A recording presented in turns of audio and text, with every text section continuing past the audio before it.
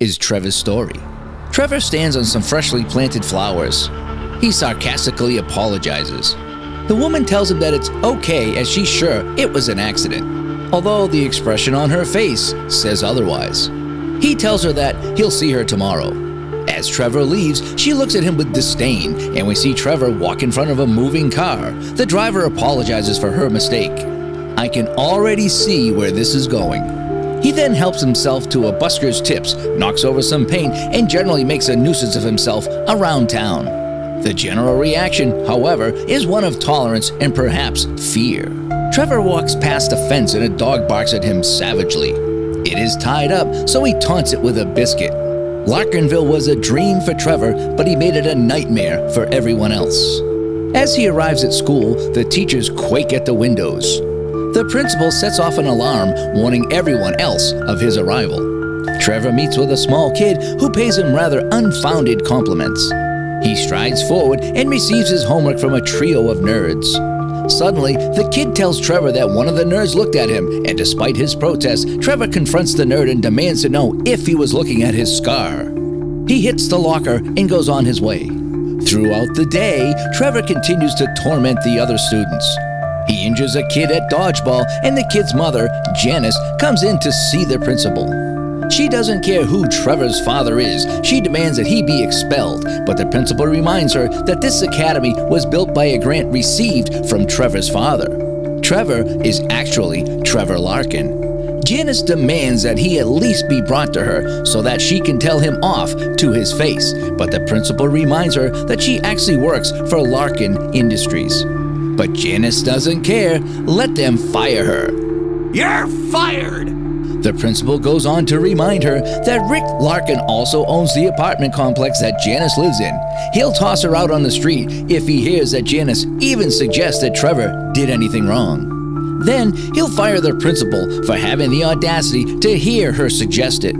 Then he will pull the funding for the academy, and 50 teachers and administrators will be out of a job. The principal advises Janice to forget it. This is Larkinville.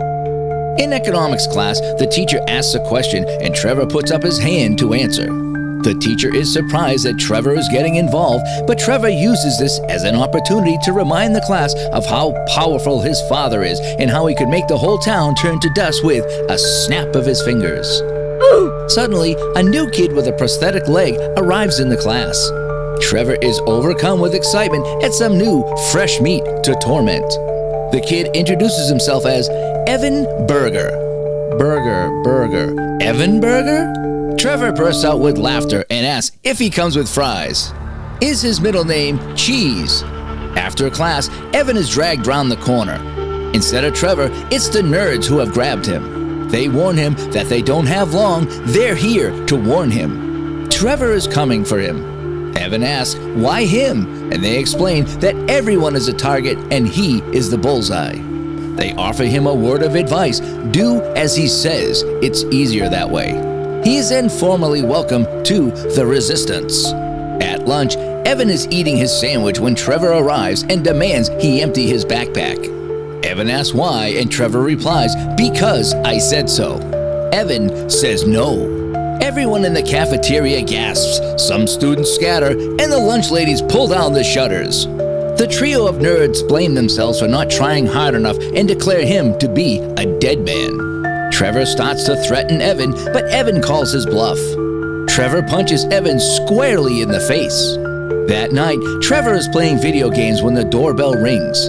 He yells out for someone to get the door, but when the bell continues to ring, he angrily gets up to answer it himself. As Trevor opens the door, he is confronted by Evan and his old grandmother. She asks if it was Trevor that gave him a black eye.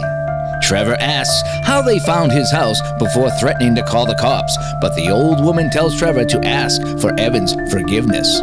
Instead, Trevor tells her to get off his property and tells Evan menacingly that he will see him at school tomorrow. As he tries to slam the door in their faces, the old woman steps forward and starts to chant an incantation. The wind howls and the skies darken. For the first time in his life, Trevor felt afraid. Around Larkinville, the other people weren't quite sure what they felt. They couldn't quite place it, but they knew it was different. The old woman finishes her spell and Trevor closes the door. That night at dinner, Trevor's father is relating how Janice had the nerve to bust into his office today and tell him that his son was a menace. Trevor claims that the dodgeball incident was an accident and his father unreservedly believes him. Rick's wife Kendra says that she feels sorry for the kid and he tells her that she is made of sugar and can't help but be sweet. Pass the sick bag. I think I'm gonna puke. He goes on to say how he has evicted Janice and her family from their apartment. Kendra is horrified and delicately suggests that maybe Trevor shouldn't be so aggressive.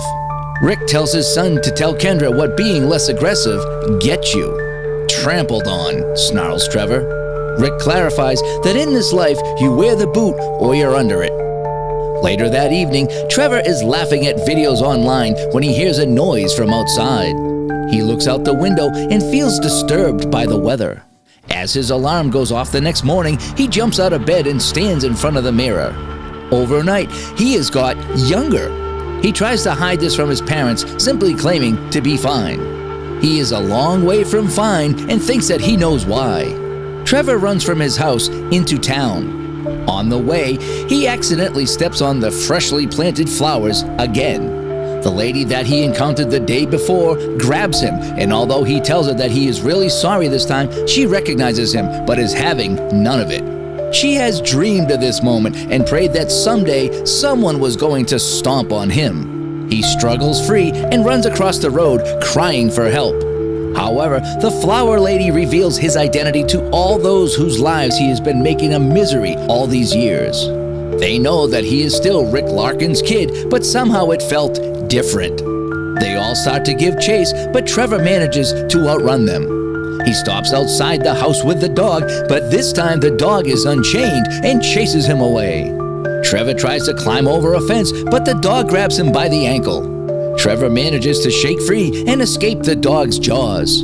He later arrives at school and desperately asks the students if they have seen Evan Berger. No one seems to be interested, but suddenly he runs into Janice's son. He recognizes Trevor and calls out that he got his mom fired and their family evicted from their home. Other students and even the teachers gather around Trevor and start to push him around. He is backed up against the wall and cries out for somebody to help him. Evan shouts, "Stop!" and a passage clears through the crowd. Although the others claim that he deserves everything he gets, Evan states that if they do this, then they are just as bad as he is. Evan takes Trevor to his grandmother's house where he apologizes to both of them, promising never to pick on anyone ever again. He falls to his knees and pleads for forgiveness, begging to be made big again. The old woman tells him that the things we do to others, we do to ourselves. Love others and you love yourself. Hurt others. Trevor interrupts her and says that he understands. The old woman chants another incantation and tells Trevor that in the morning the world will be as it should. He thanks her profusely and promises to never forget. She tells him that she knows he won't. Trevor goes to bed and can hardly wait till morning when the world will be as it should be. Trevor has been given a second chance and the only thing he has to do is to live it. The alarm goes off the following morning and Trevor checks out his reflection in the mirror. His first thoughts are of payback and he storms out of the house. However, he fails to notice the sold sign outside. As Trevor tramples over the flowers, instead of the flower lady, it is his father who stands up and asks why Trevor did that. Trevor is shaken and asks why his father is working. His father reminds him that everyone works for the Berger family and stands aside to reveal the name of the town, Bergerville. Yes, this is getting good. A red sports car drives up with Kendra inside. She blows a kiss to Rick, and then we see that she is now married to the busker. Trevor stares in disbelief, but is then handed a pair of gardening gloves by his father, who puts him to work. Trevor screams, and it is said that his scream could be heard across 3 counties, carried on the same wind that had swept away a town ruled by fear and left something better growing in its wake. Yes, Bergerville is pretty great. The people are just a little friendlier and the pace a little slower. Some places feel like they're right out of a dream. So, what do you think? Did Trevor get what he deserved, or should something even more terrible have happened to him? And will Evan now become the new Trevor? As always, let us know in the comments below.